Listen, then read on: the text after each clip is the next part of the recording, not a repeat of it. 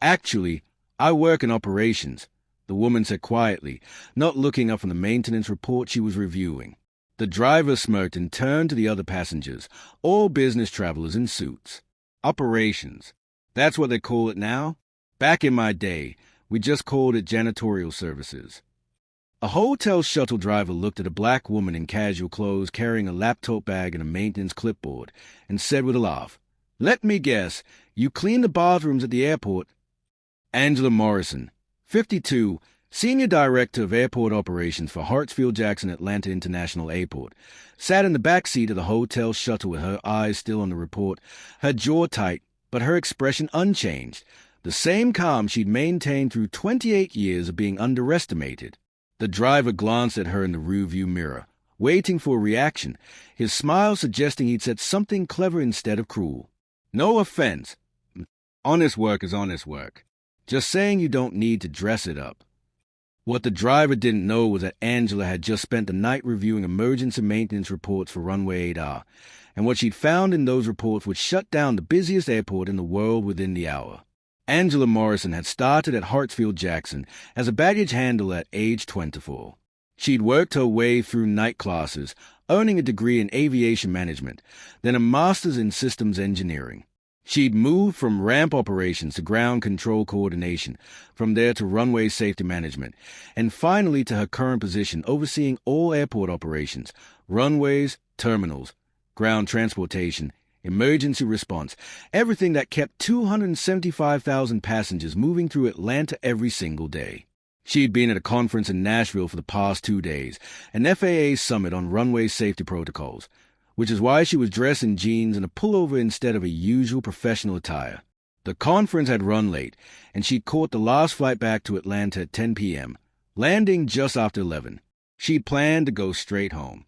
But as she'd been walking through the terminal, her deputy director, Marcus Chen, had called. "Angela, we've got a problem. Maintenance flagged some surface irregularities on runway 8R during the night inspection. They're saying it might be foreign object debris, but the initial scan didn't show anything. They want to clear it for morning operations." Angela had stopped walking. Did they do a physical walkthrough? They are planning to do it at 4 a.m. before the first departure wave. That's not soon enough. 8R handles our international heavies. If there's FOD on that runway and we don't catch it. I know, but the maintenance supervisor says the scans were clean. He thinks it's a false alarm. Angela had felt that familiar tightening in her chest, the one that came when someone was about to make a decision based on convenience instead of safety. "Send me the reports. All of them. I'm coming in."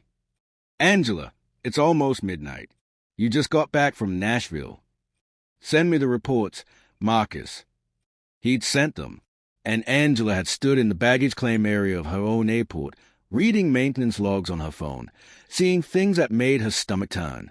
Surface irregularities in 3 locations, depth measurements that didn't match the previous inspection, scan results that were inconclusive but not definitive, and a maintenance supervisor, someone she didn't know well, someone who had been hired while she was on medical leave 6 months ago, ready to sign off on the runway as safe. She'd called the hotel shuttle, gone to the nearby Marriott where the airport kept rooms for employees working odd hours, and spent the next 3 hours going through every maintenance report file for Runway 8R in the past 6 months. What she'd found had kept her awake all night. And now, sitting in this shuttle driven by a man who thought she cleaned toilets, she was on her way back to the airport to shut it down. The shuttle pulled up to the employee entrance at 4:47 a.m. Angela was the only passenger getting off there. The others were headed to the main terminal. As she stood to leave, the driver called back to her. "Hey, if you see any good jobs posted, let me know. My nephew's looking for work. He's not afraid to get his hands dirty." Angela looked at him in the rearview mirror.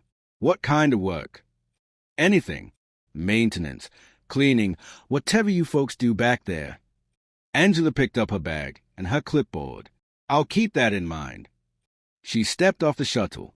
The driver pulled away, already laughing with the business travelers about something else. Angela stood in the cool morning air for a moment, looking up at the airport she'd dedicated her life to. Then she badged in through the employee entrance and headed to the operations center. The airport operations center was located in a secure building separate from the main terminals. It was a nerve center of the entire airport, a massive room filled with monitors showing every runway, taxiway, gate, and ramp position, weather data, flight schedules, emergency protocols. Marcus was already there, along with a night shift supervisor and 3 operations coordinators. Marcus looked up when Angela walked in. "You look terrible." "Good morning to you, too." Angela set down her bag and pulled up a chair at the main console. "Where's the maintenance supervisor?" "Tom Bradshaw. He's out on the airfield doing the final walkthrough of 8R. By himself. He took 2 technicians with him. I want to talk to him when he's done." Marcus pulled up a chair next to her. "Angela, what did you find?" Angela pulled out her laptop and connected it to the main display. A series of maintenance reports filled the screen. 6 months ago, runway 8R underwent resurfacing. New asphalt, new markings, the whole thing. It was a $14 million project. Marcus nodded. "I remember. We had to reduce capacity for 3 weeks. Right. And the contractor, Southern Aviation Services, did the work. They were the low bidder. The project came in under budget and ahead of schedule. That's good, isn't it? It should be. Except..." Angela pulled up another document. "Look at the inspection reports from the past 6 months. Surface irregularities reported 4 times, each time in a slightly different location. Each time dismissed as minor settling or temperature fluctuation. Is that unusual? For a brand new runway? Yes, the asphalt should be stable. But look at the depth measurements." She highlighted a series of numbers. Marcus frowned. "These are all over the place." "Exactly. The surface is uneven. Not by much. We're talking millimeters. But enough that I'm seeing a pattern." "What kind of pattern?" Angela pulled up a map of runway 8R with the irregularities marked. "They are all clustered in the same general area, right along the centerline, where the heaviest aircraft put the most weight." "You think the resurfacing job was faulty?" "I think it might be. And if it is, and we keep running heavy aircraft over it." "The surface could fail," Marcus finished. Angela nodded. "At best, we'd be looking at surface deterioration. At worst, if there are voids in the substrate, we could be looking at a collapse." Marcus's face went pale. "How likely is that?" "I don't know. But I'm not willing to risk finding out with a 747 full of passengers." Before Marcus could respond, the radio crackled. "Operations Center. This is Maintenance Supervisor Bradshaw. Walkthrough of runway 8R is complete. No FOD detected. Runway is clear for operations." Angela picked up the radio. "Tom, this is Angela Morrison. Can you describe what you found during the walkthrough?" There was a pause. "Who?" "Angela Morrison, Director of Airport Operations." Another pause, longer this time. When Tom's voice came back, it was noticeably more formal. "Yes, we completed a full visual inspection. No foreign object debris. No visible surface damage. Runway appears to be in good condition." "Did you inspect the areas where irregularities were reported?" "We did. They are minor, within acceptable tolerance." "What tolerance?" "What tolerance standard are you using to determine acceptability?" A longer pause. The standard maintenance protocols." Angela looked at Marcus. Something in Tom's voice told her he was guessing. "Tom, I need you to do something for me. I need you to take ground-penetrating radar equipment to the locations I'm about to send you and run a subsurface scan." With respect, we already did the standard scans. They came back clean. I'm asking for a more detailed scan." "Director Morrison, the first departures are scheduled in 47 minutes. If we delay operation for additional scanning, we're going to back up the entire morning schedule." "I understand that. With respect, I've been doing runway maintenance for 15 years. I know what to look for. This runway is safe." Angela took a breath. "Tom, I'm not questioning your experience. I'm asking you to run additional scans because I reviewed 6 months of maintenance data, and I'm seeing a pattern that concerns me." What pattern? Subsurface anomalies that suggest the resurfacing work may have been incomplete. There was a long silence. Then, I signed off on that resurfacing project. I supervise a contractor, if you're suggesting. I'm not suggesting anything. I'm asking for more information before we send aircraft over a runway I'm not confident is safe. The runway is safe. I'm telling you as a maintenance supervisor, it's safe. Angela looked at Marcus, who was watching her carefully. She made a decision. Tom, here's what's going to happen. You're going to run the detailed scans I'm requesting. And until you do, runway 8R is closed. The radio went silent. Then, you can't close a runway without approval from the airport director. I'm the director of airport operations. I have the authority to close any runway if I determine it poses a safety risk. Based on what? A hunch. Based on data. Data I'm happy to show you when you get back here. More silence. Finally, this is going to cause massive delays. You understand that. Then, you can't close a runway without approval from the airport director. I'm the director of airport operations. I have the authority to close any runway if I determine it poses a safety risk. Based on what? A hunch. Based on data. Data I'm happy to show you when you get back here. More silence. Finally, this is going to cause massive delays. You understand that. I do. Passengers are going to miss connections. Airlines are going to lose money. All because you have a feeling something might be wrong. Angela's voice remained calm. All because I have data suggesting something is wrong. Now run the scans. Tom, that's not a request. She released the radio button. Marcus let out a slow breath. You just shut down one of our primary runways during morning departure push. I know. Based on maintenance reports and surface irregularities that might be normal settling. I know. If you're wrong, if I'm wrong, I'll take responsibility. But if I'm right and I didn't act, people could die. Marcus nodded slowly. What do you need me to do?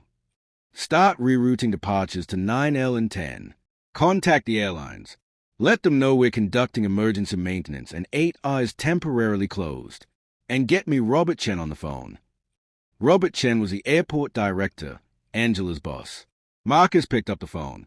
He's going to want to know why you made this call without consulting him first.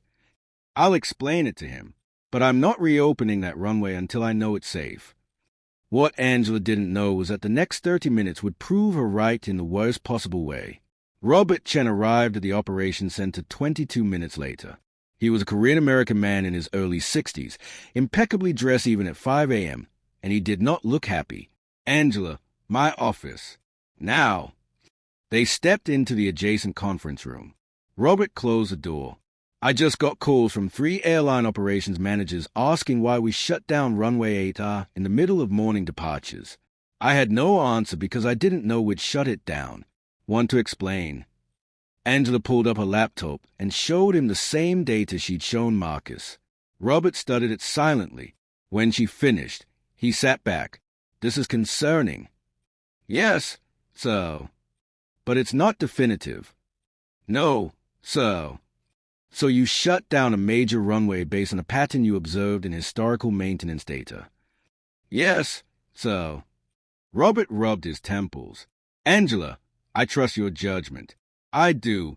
But this is going to cost the airlines, millions in delays and misconnections. I understand. If the scans come back clean, there's going to be hell to pay. I understand that too. Robert looked at her. Are you sure about this? Angela met his eyes. I'm sure enough that I'm not willing to risk running heavy aircraft over that runway until I know what's underneath it. Robert was quiet for a long moment. Then he nodded. All right, but I'm going to need real-time updates. And if those scans show nothing, we're reopening immediately. Yes, sir. They returned to the operations center. On the main screen, Angela could see the chaos her decision had created. Aircraft were being rerouted. Departure times were being pushed back. Gates were being reassigned. It was a logistical nightmare. And if she was wrong, it would be on her. But if she was right, the radio crackled. Operations Center. This is Bradshaw. We've completed the first ground-penetrating radar scan of the flagged area. Angela picked up the radio, her hand steady despite her racing heart. What did you find? There was a long pause. When Tom's voice came back, it sounded different. Shaken. You need to see this. Angela and Robert drove out to the runway in one of the operations vehicles. The sun was just starting to rise, painting the sky in shades of orange and pink. Under different circumstances, it would have been beautiful. Tom Bradshaw was standing on the runway with 2 technicians and a piece of ground-penetrating radar equipment. He looked pale. Angela got out of the vehicle and walked over. Show me. Tom pulled up the scan on a tablet. The image showed the cross-section of the runway, layers of asphalt, the concrete base, the prepared subgrade underneath. Except in one area, there was a void, a gap between the asphalt surface and the concrete base, nearly 4 feet long, 8 inches deep. Jesus, Robert whispered. There's more, Tom said quietly. He swiped to another scan. Another void, then another, 7 in total, all along the center line of the runway, all in areas where the heaviest aircraft would put the most stress. How did this happen? Robert asked. Tom's voice was barely audible. The contractor, Southern Aviation Surfaces. They were supposed to mill down the old surface, repair any substrate damage, then lay new asphalt. But if they skipped the substrate repair, they just paved over existing problems.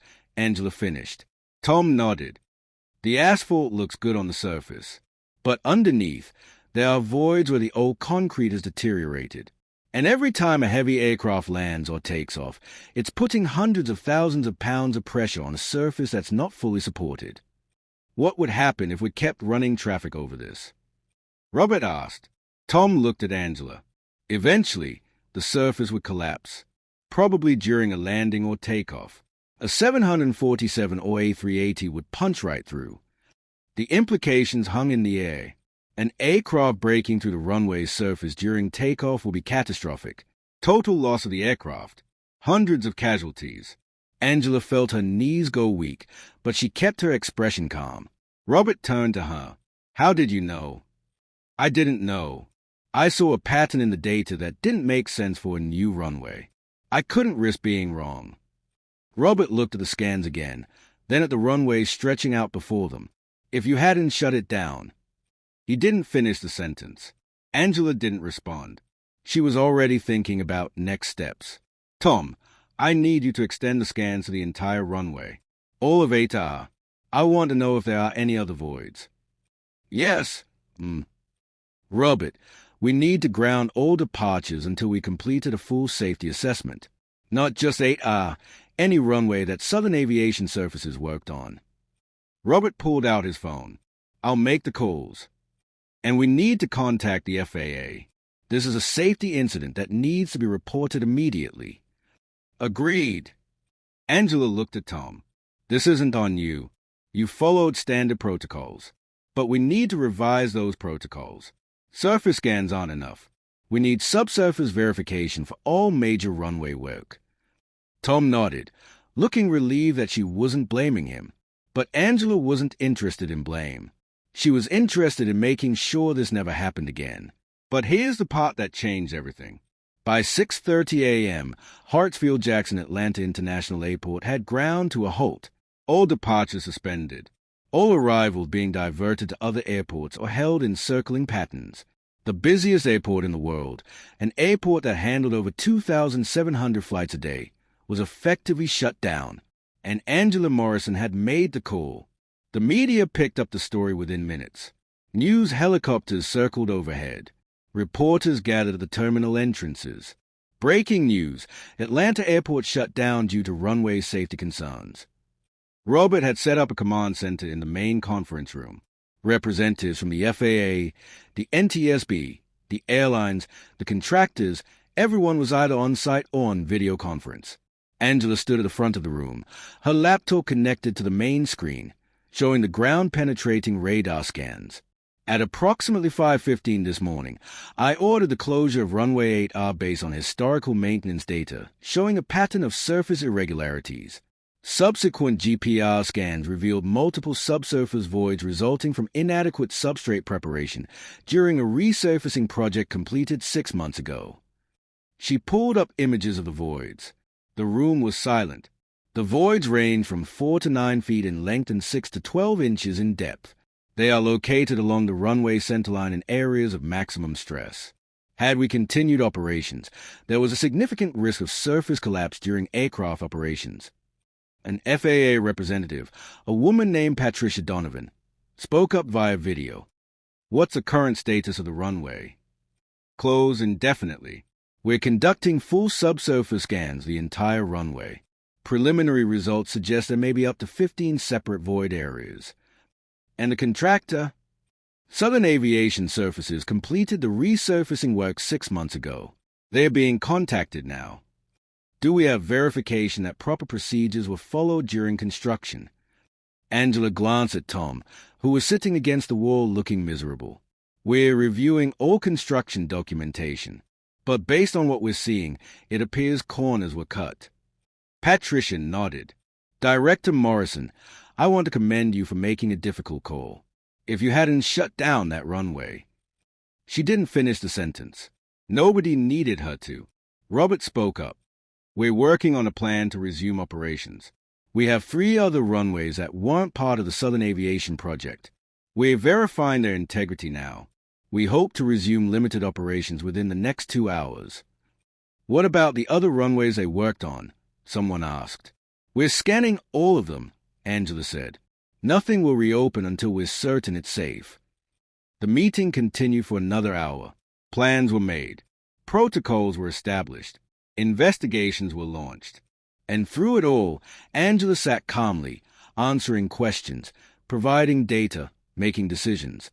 The same way she'd been doing for 28 years. The same way she'd done at 5 a.m. when a maintenance supervisor had told her the runway was safe and she trusted her own analysis instead. What nobody in that room knew yet was that Angela's decision had done more than prevent a disaster. It had exposed a pattern of fraud that reached far beyond one Atlanta runway. By noon, the investigation had expanded.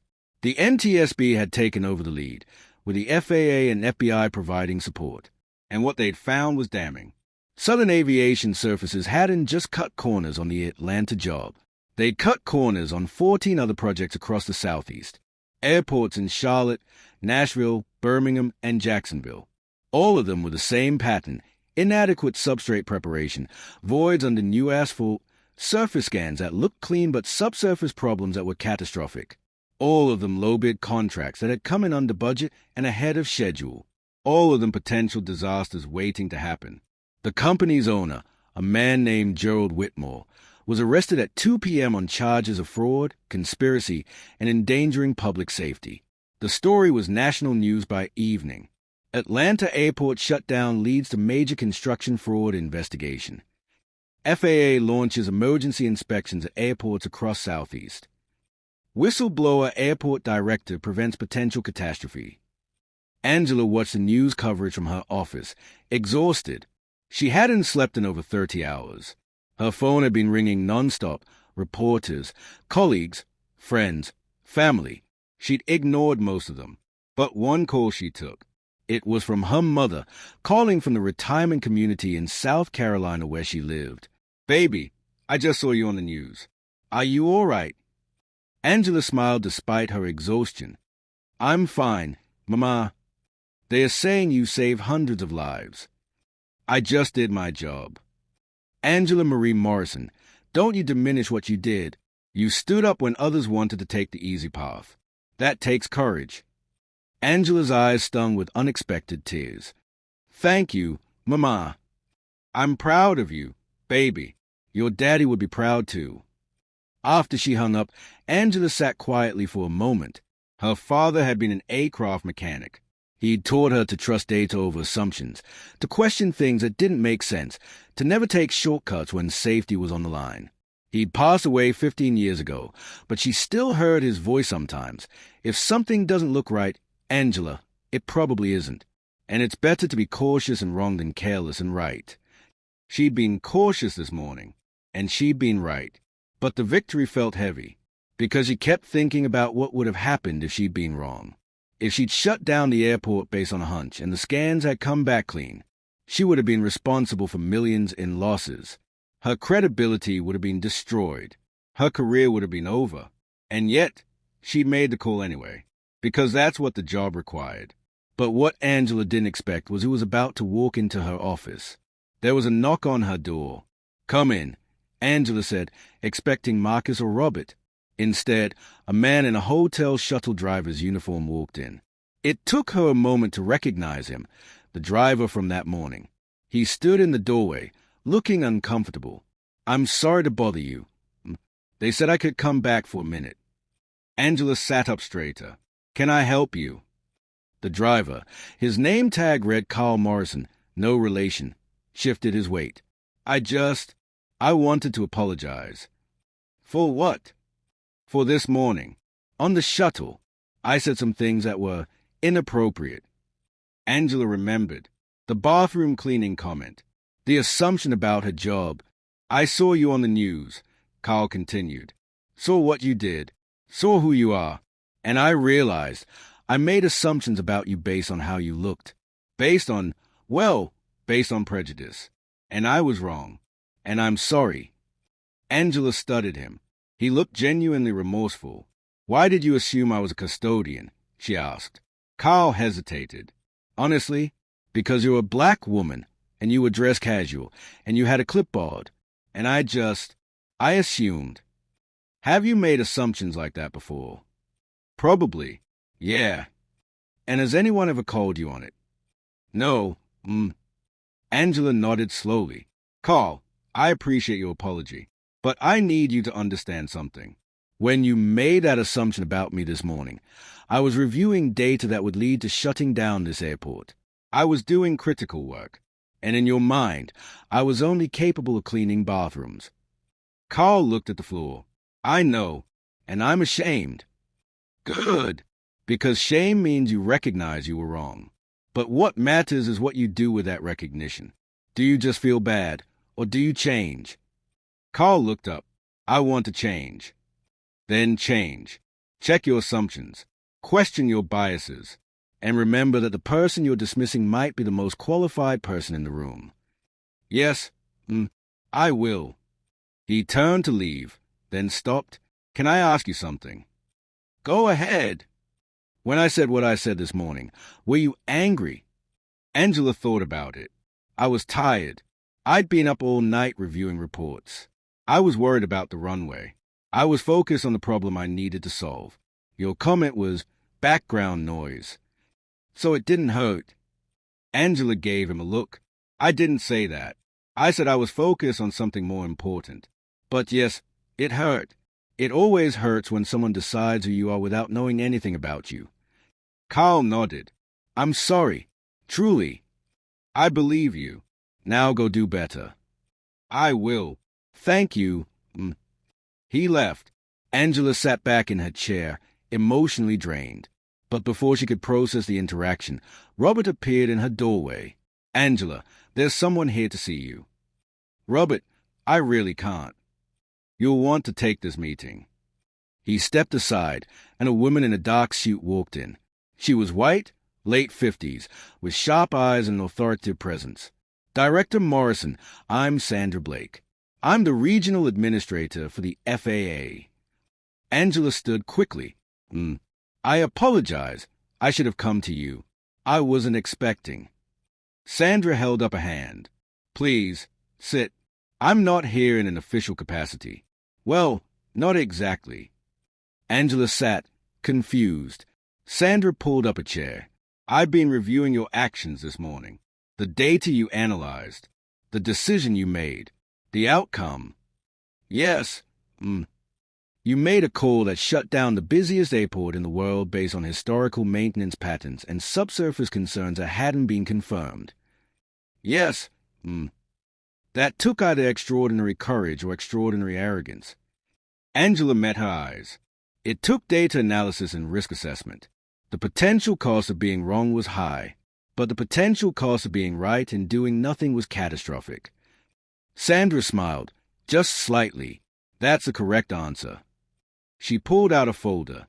Director Morrison, I'm here because the FAA is creating a new position, National Director of Airport Infrastructure Safety.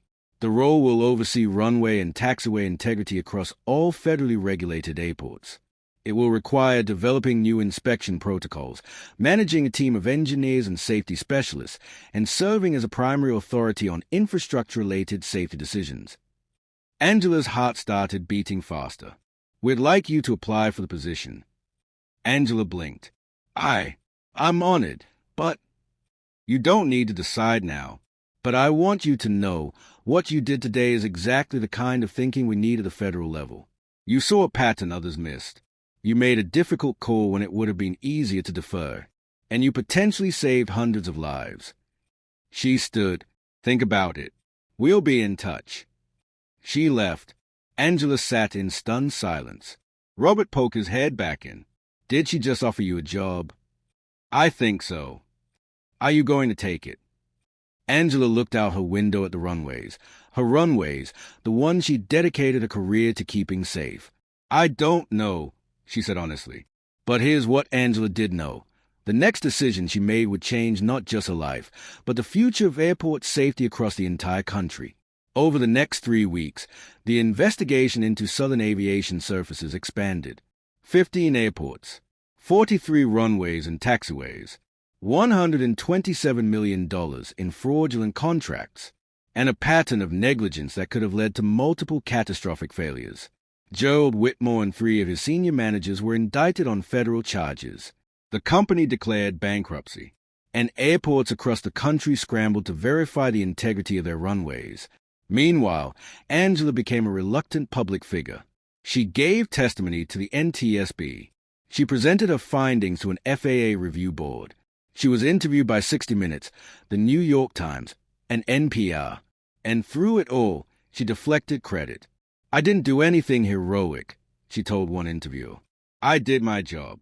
I analyzed data, assessed risk, and made a decision based on that analysis.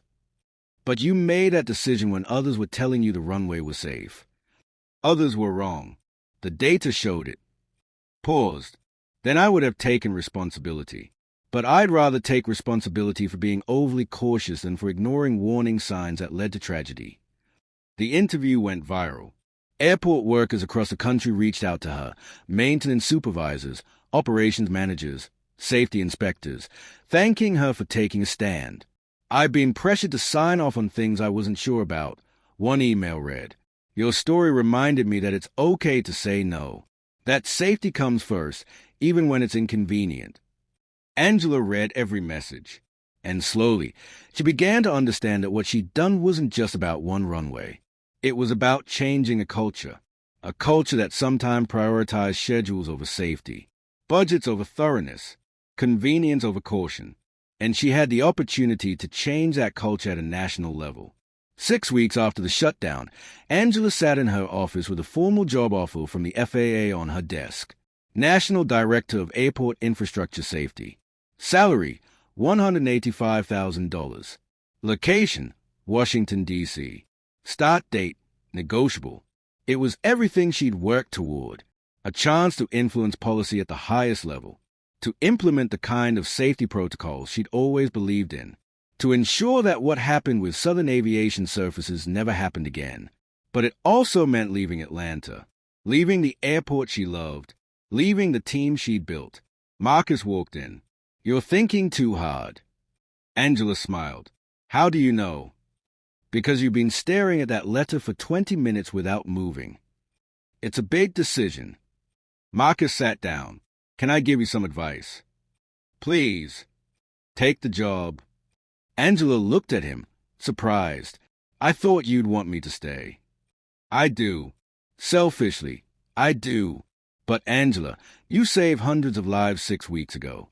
And if you take this job, you could save thousands more. The work you do at the federal level, setting standards, creating protocols, holding contractors accountable, it would reach every airport in the country. But what about here? Here will be fine. You've trained us well. We know what to look for now. We know not to accept good enough.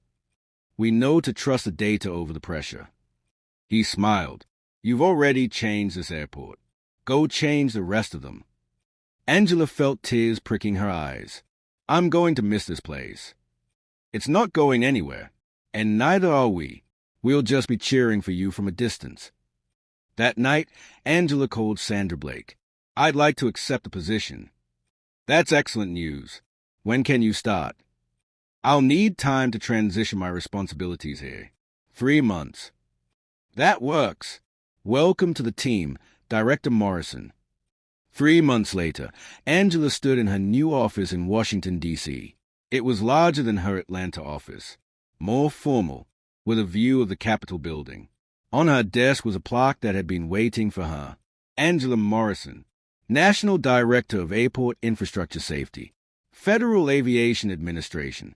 She touched it lightly, still adjusting to the reality. There was a knock on her door. Sandra Blake walked in, settling in. Getting there.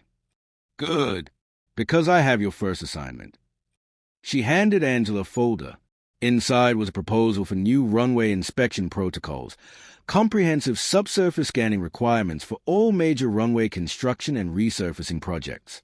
This is based on your Atlanta findings, Sandra said, but we need someone to shepherd it through the approval process. Someone who can speak to why it matters. Someone who's seen what happens when we cut corners. Angela opened the folder and read through the proposal. It was everything she'd wanted to implement. Ground-penetrating radar requirements, third-party verification, mandatory post-construction integrity testing, real-time monitoring systems. When do we start? Angela asked. Sandra smiled. Now. 1 year after the Atlanta shutdown, the new protocols were implemented nationwide. Every major runway project now required subsurface verification. Contractors were subject to independent audits. Airports were required to maintain comprehensive inspection records. And a new hotline was established for airport workers to report safety concerns anonymously. In the first 6 months, the hotline received 1,247 calls. 43 led to investigations. 12 resulted in construction project shutdowns. And 3 prevented potential disasters. Angela tracked every one of them. She couldn't help it. Each prevented catastrophe felt personal. Each runway that was fixed before it failed represented lives saved. Families who would go home safely. Pilots who would land without incident. Passengers who would never know how close they'd come. One afternoon, she received a package at her office. Inside was a framed photograph, the operations team at Hartsfield-Jackson, standing in front of runway 8R, which had been fully reconstructed and reopened. There was a note from Marcus. Angela, 8R passed final inspection today. It's the safest runway in the country, maybe the world. Because of you. We miss you, but we're proud of you. Keep fighting. Marcus. Angela hung the photograph on her wall, right next to her certifications and awards. It reminded her why she did this work. Not for recognition.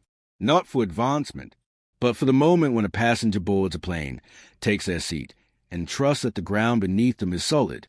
That trust was sacred, and Angela had dedicated her life to making sure it was never misplaced. 2 years after taking the federal position, Angela was invited to speak at the National Airport Operators Conference. 3,000 airport professionals from across the country filled the ballroom. Angela stood at the podium, looking out at faces representing every major airport in America. 2 years ago, she began, I shut down the busiest airport in the world because I saw a pattern in maintenance data that concerned me. I had no proof. I had no confirmation. I just had data that didn't make sense and conviction that it was better to be wrong and cautious than right and careless. The room was silent. That decision led to the discovery of a massive fraud scheme. It led to new federal safety protocols, and it led to me standing here today. She paused. But here's what I want you to understand. I'm not special. I'm not uniquely qualified. I'm just someone who refused to ignore warning signs when it would have been easier to do nothing. She clicked to her first slide, the ground-penetrating radar images from Atlanta. These voids were under a runway that had been declared safe. Inspections had been completed. Protocols had been followed, and yet the runway was catastrophically compromised. Another slide, statistics on the other airports affected. 15 airports, 43 runways, Hundreds of flights daily, millions of passengers annually, all at risk because we trusted surface inspections and didn't look deeper. She looked directly at the audience. The lesson isn't that you need better technology, though that helps. The lesson is that you need to trust your instincts when something doesn't look right. You need to ask questions when others want to move on. And you need to be willing to make unpopular decisions when safety demands it. She clicked to a final slide, a photo of a PAC 747 on final approach. Every person on that plane trusts us. They trust that we've done our jobs, that we've checked everything, that we haven't cut corners or ignored warning signs. That trust is a responsibility, and it's one we can't afford to take lightly. She closed her laptop. Thank you. The applause was immediate and sustained. When it finally died down, the moderator opened the floor for questions. A hand went up, a black woman, late 30s, wearing an airport operations uniform. Director Morrison, my name is Keisha Williams. I'm an operations coordinator in Memphis. I just want to say, thank you for showing us that we can speak up, that we can question things, that we can trust ourselves even when others don't. Her voice cracked slightly. I've been in this industry for 12 years, and I can't tell you how many times I've been dismissed or talked over or made to feel like I didn't know what I was talking about. Your story reminded me that my expertise matters, that my voice matters. Angela's throat tightened. Your voice does matter, she said. And if you see something that doesn't look right, I want you to call it out. Send it to my office if you have to. We created systems to support people like you, people on the front lines who see things others miss. Use them. Keisha nodded, wiping her eyes. After the session ended, dozens of people approached Angela, airport directors wanting to implement her protocols, safety inspectors sharing their own stories of being dismissed, maintenance supervisors thanking her for validating their concerns, and Keisha, who waited until the crowd had thinned. Director Morrison, can I tell you something? Of course. When I saw you on the news 2 years ago, I looked you up. I read about your career, how you started as a baggage handler, how you worked your way up, how you were one of the few black women in airport leadership. Angela nodded. It gave me hope, Keisha said, because I'm trying to do the same thing. And sometimes it feels impossible, like I'm fighting for every bit of recognition. Like I have to be twice as good to get half as far. Angela recognized the feeling. She'd lived it for 28 years. It is harder for us, Angela said quietly. I won't lie to you and say it's not. But here's what I learned. Focus on being excellent at your job. Document everything. Build relationships with people who respect competence over appearance. And when you see something that needs to be call it out, even when it's uncomfortable. What if they don't listen? Then you go higher. You find someone who will listen. You create a paper trail. You don't back down just because it's easier. Keisha smiled, like you did with the runway. Exactly like I did with the runway. They exchanged contact information, and Keisha walked away looking lighter. Angela watched her go, thinking about all the Keishas out there, the women who were fighting to be heard, to be respected, to be trusted with the authority their expertise had owned. And she renewed her commitment to making sure they had systems that supported them instead of systems they had to fight. 5 years after the Atlanta shutdown, Angela received an unexpected visitor. She was in her office, reviewing a report on new runway monitoring technology, when her assistant buzzed. Director Morrison, there's a Gerald Whitmore here to see you. He says he has an appointment, but I don't see one on your calendar. Angela's blood went cold. Gerald Whitmore, the contractor who'd been at the center of the fraud scheme. Does he say what he wants? He says he wants to apologize. Angela hesitated. Whitmore had served 3 years in federal prison and had been released 2 months ago. She had no obligation to see him, but curiosity won out. Send him in, but stay close. A moment later, Gerald Whitmore walked in. He looked different. Older, thinner. The arrogance that had defined him in courtroom photos was gone, replaced by something that looked like genuine humility. Director Morrison, he said, standing awkwardly in the doorway. Thank you for seeing me. Angela didn't stand. You have 5 minutes. He nodded and sat down. I won't take much of your time. I wanted to apologize. In person.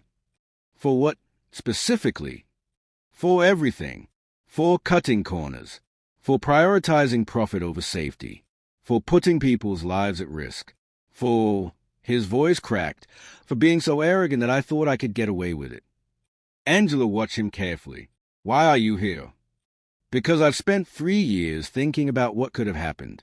If you hadn't shut down that runway. If a plane had crashed. If people had died. He looked at her, his eyes red. I would have been responsible. And I don't know how I would have lived with that. Angela was quiet for a long moment. Mr. Whitmore, I appreciate your apology. But you need to understand something. I didn't shut down that runway to punish you.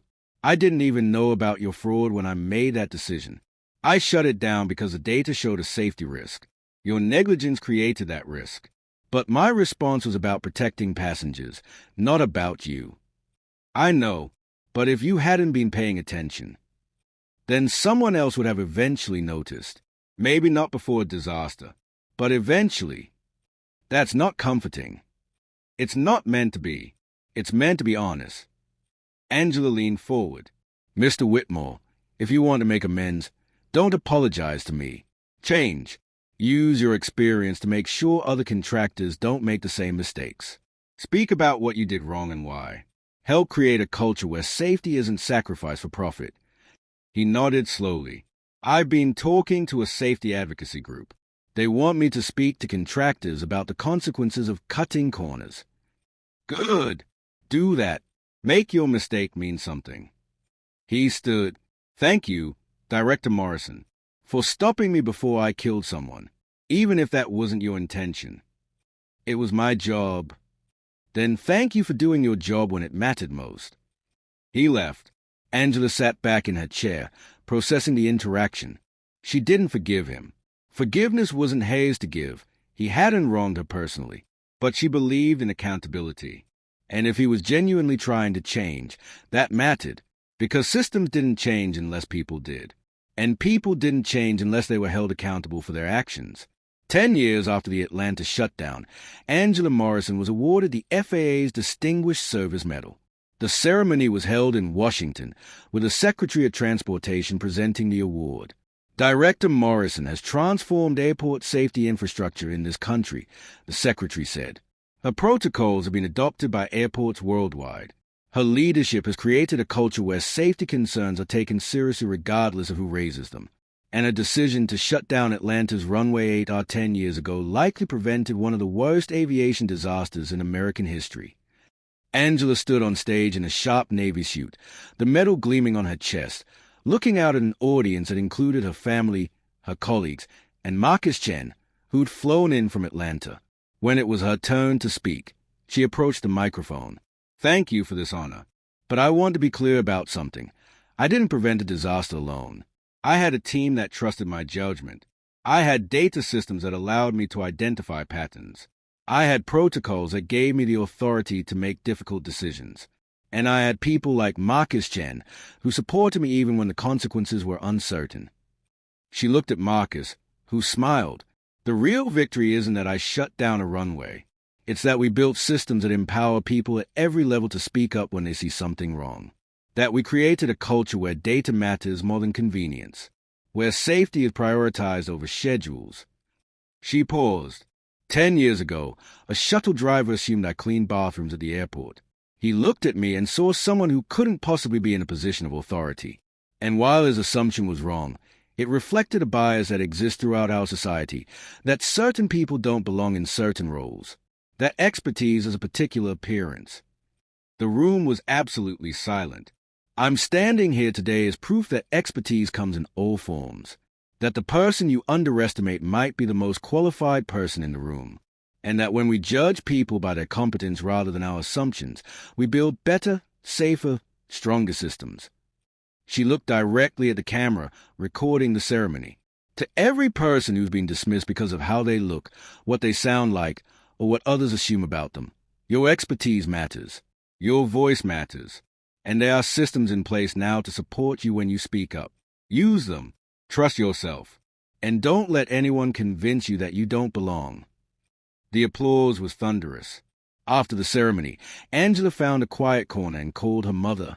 "Did you watch, Mama?" "Every second.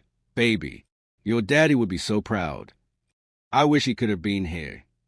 "He was. I felt him in that room with you." Angela smiled, wiping her eyes. "I love you, Mama." "I love you too. Now go celebrate. You've earned it." Angela hung up and stood for a moment, looking out at the Washington Monument lit up against the night sky. She thought about the shuttle driver who'd mocked her a decade ago. She thought about Tom Bradshaw, who'd insisted the runway was safe. She thought about Gerald Whitmore, who'd prioritized profit over safety. And she thought about all the people whose lives had been saved because she trusted her analysis over everyone else's assumptions. She didn't regret a single decision. Not the shutdown, not the confrontation, not the career change, not the years of work to build systems that protected people. Because that's what competence looked like. Not loud, not flashy, not demanding recognition. Just steady, thorough, unwilling to accept good enough when lives were at stake. And in the end, that quiet competence had changed an entire industry. The shuttle driver who mocked Angela Morrison thought he was putting someone in their place. What he actually did was motivate someone to shut down an airport, expose a massive fraud, and reshape aviation safety nationwide. He assumed she cleaned bathrooms. She was actually the person responsible for keeping millions of passengers safe. And when she noticed something others missed, when she trusted data over dismissals, analysis over assumptions, she prevented a catastrophe that would have made headlines for all the wrong reasons. Angela didn't need to prove herself to him. She proved herself through her work, through the patterns she recognized, through the decisions she made when it would have been easier to defer, through the systems she built to ensure others wouldn't have to fight as hard as she did. 10 years later, that shuttle driver probably doesn't even remember the comment he made. But Angela remembers. Not because it hurt, though it did, but because it reminded her why her work mattered. Why she couldn't afford to stay silent when she saw something wrong. Why she had to trust her expertise even when others questioned it. The airport shutdown lasted 8 hours. The investigation lasted 3 years. The systemic changes lasted forever. And it all started because a woman in casual clothes, carrying a clipboard, refused to accept that a runway was safe just because someone said it was. She looked deeper. She asked harder questions. She made the difficult call. And when the world discovered who she really was, they realized that the person they'd underestimated had been the most qualified person in every room she entered. The shuttle driver learned too late that assumptions are dangerous. But Angela Morrison had known that all along. Because competence doesn't need to announce itself. It just needs to show up. Stay calm. Trust the data. And make the call that saves lives, even when everyone else thinks you're wrong. That's not just good leadership. That's Angela Morrison, the woman who shut down an airport and changed aviation safety forever, all while being dismissed as someone who cleaned bathrooms. And in the end, her quiet competence spoke louder than every assumption, every dismissal, every doubt.